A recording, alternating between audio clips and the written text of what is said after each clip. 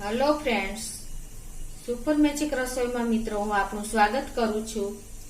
આજે હું રવાના લાડુ એટલે કે સૂજીના લાડુની રેસીપી લઈને આવી છું। તો તમને મારો વિડીયો ગમે તો લાઈક કરજો, શેર કરજો અને સબસ્ક્રાઇબ કરવાનું તો ભૂલતા જ નહીં। તો એના ઇન્ગ્રેડિયન્ટ પણ બતાવી દઉં। એમાં મેં 2 કપ રવો લીધો છે। તમે જાડો કે ઝીણો કોઈ પણ લઈ શકો છો। એની સામે મેં પોણો કપ એટલે કે 3/4 કપ મેં ખાંડ લીધી છે। તમે તમારા ગળાશ પ્રમાણે લઈ શકો। અને ઘી છે પોણો કપ, અને સૂકો મેવામાં બદામ છે, કાજુ છે, કિસમિસ છે, અને ટોપરાનું ખમણ છે, એલચી છે, જાયફળ છે, અને 2 ટેબલ સ્પૂન જેવો મેં ચણાનો લોટ લીધો છે। તો આટલા ઇન્ગ્રેડિયન્ટ મિત્રો આપણે લેશું। તો પહેલા આપણે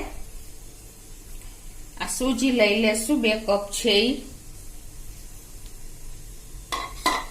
અને એમાં આપણે મોણ દેશું તેલનું 2 ટેબલ સ્પૂન જેવું,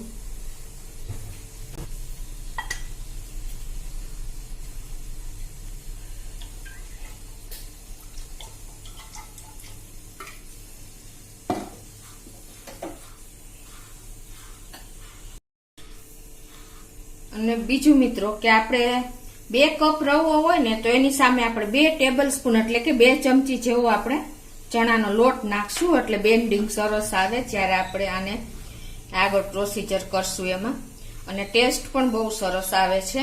તમે એક વખત તો ચોક્કસ આ રીતે ટ્રાય કરજો।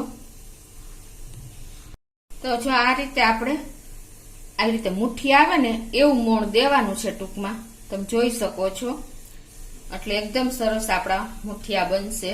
હવે એમાં આપણે થોડુંક સતપ એવું પાણી નાખતા જાશું, અને આને આપણે મુઠિયા વડે એવું બેન્ડિંગ લોટ તૈયાર કરી લેશું।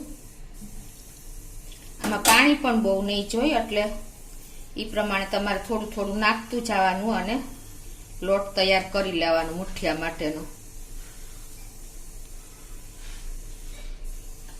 તો આ રીતે આપણે જો લોટ તૈયાર કરી લીધો છે। હવે એના આપણે આ રીતે મુઠિયા કરી લેશું તૈયાર। તમે જોઈ શકો છો આ રીતે એકદમ આપણે ચડી જાય એવા।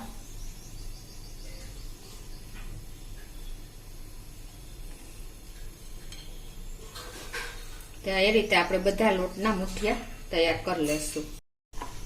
તો આ બાજુ આપણે તેલ પણ ગરમ કરવા મૂકી દીધું છે, અને આપણું તેલ પણ ગરમ થઈ ગયું છે। તો હવે આપણે મુઠિયા તળી લેશું આ રીતે। આપણે એને બહુ કલર આવે એવા નથી તળવાના, આછા ગુલાબી જેવા જ તળવાના છે।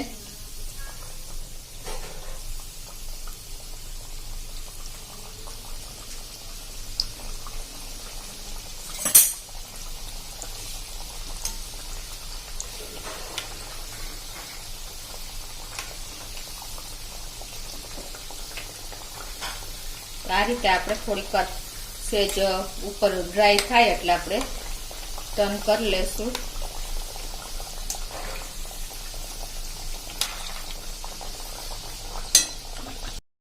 તો જો આ રીતે આપણે અને ગોલ્ડન નથી કરવાના, પણ આવા હલકા એવા ગુલાબી જેવા થાય ને ત્યાં સુધી જ આપણે એનો કલર બહુ ચેન્જ નથી કરવાનો, આ રીતે જ આપણે તળવાના છે। તમે ખાસ નોટ કરજો।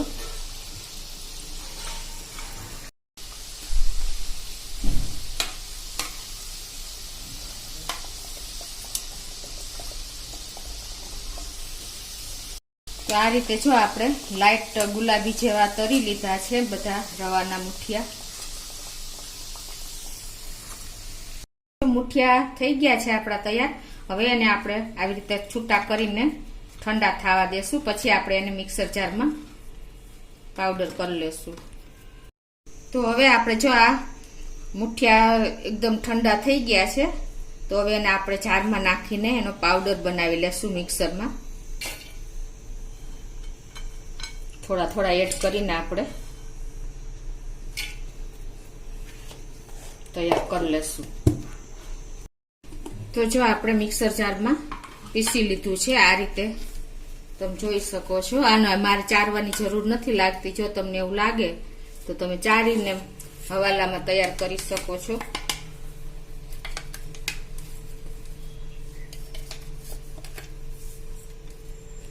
એ જ રીતે હવે આપણે જે વૈધો છે એનો પણ પાવડર તૈયાર કરી લઈએ। તો જો આપણે આ રીતે મુઠિયાનો પાવડર તૈયાર કરી લીધો છે. હવે એને આપણે મોટા વાસણમાં લઈ લેશું.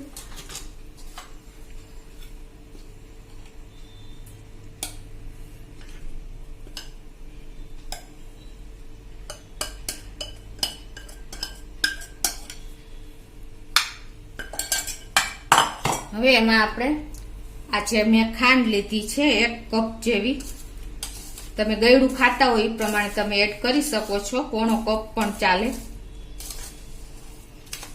અત્યારે હું 1/4 કપ જેવી નાખું છું, પછી જોશે તો આપણે એડ કરશું.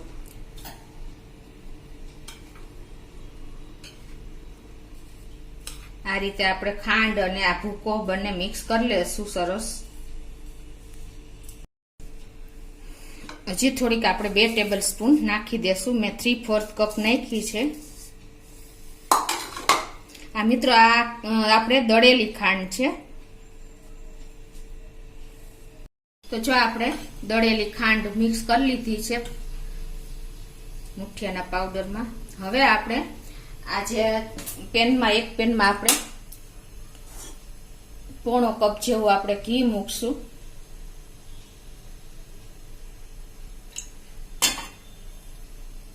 અને એને આપણે ગરમ થવા દેશું. અને એમાં આપણે આ બધો સૂકો મેવો રોસ્ટ કરી લેશું.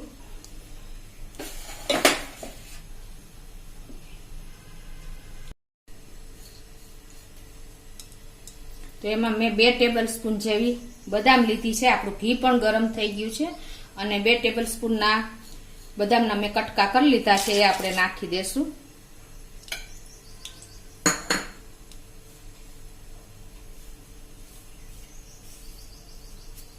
અને એને આપણે સાંતળી લેશું થોડી થોડી. અને આ કાજુના પણ કટકા કરી લીધા છે, એ પણ 2 ટેબલ સ્પૂન લીધા છે. એને પણ આપણે ઘીમાં જ સાંતળી લેશું.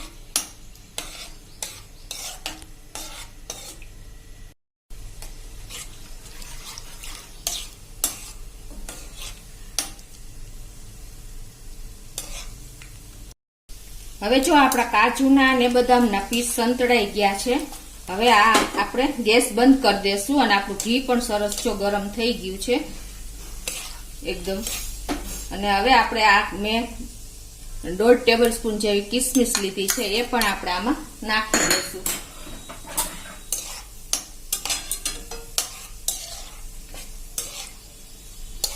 અને હવે આ ઘી આપણું ગરમ છે અને બધો સૂકો મેવો પણ સંતળાઈ ગયો છે. એ આપણે હવે આમાં આ જે ખાંડ અને આપણે મુઠિયાનો પાવડર મિક્સ કર્યો છે ને, એમાં જ આપણે આ બધું નાખી દેશું.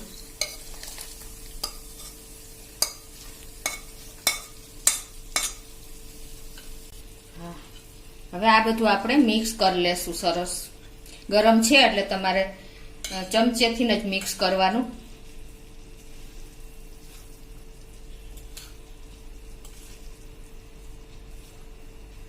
અને હવે એમાં આપણે 1/4 કપ જેટલું આપણે ટોપરાનું ખમણ, એકદમ ડેસિકેટેડ ખમણ આવે છે ને, એ નાખી દેશું. આનો ટેસ્ટ પણ આમાં બહુ સરસ લાગે છે. અને આપણે 1/2 ટીસ્પૂન જેવું આપણે એલચીનો પાવડર પણ નાખી દેશું.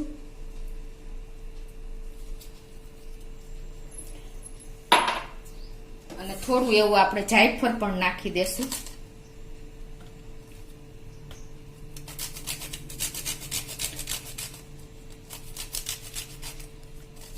હવે આ બધું આપણે સરસ લાડવા વાળીને એવું મિક્સ કરી લેશું ચમચેથી પેલા.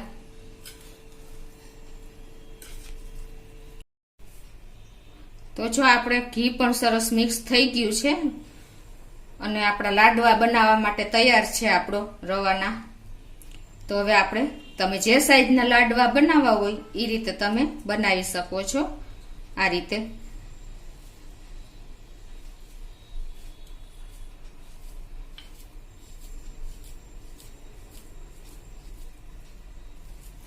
મિત્રો આ લાડવા ટેસ્ટમાં અને બહુ સરસ લાગે છે. આપણે આનો ઉપયોગ ઘરે પ્રસાદ તરીકે પણ કરી શકીએ છીએ. એકદમ ટેસ્ટી, હેલ્ધી અને ડિલિશિયસ. લુકમાં પણ આપણને જોતા જ ગમી જાય એવા લાડવા તૈયાર થાય છે. તો આ રીતે હવે આપણે બધા લાડવા તૈયાર કરી લેશું.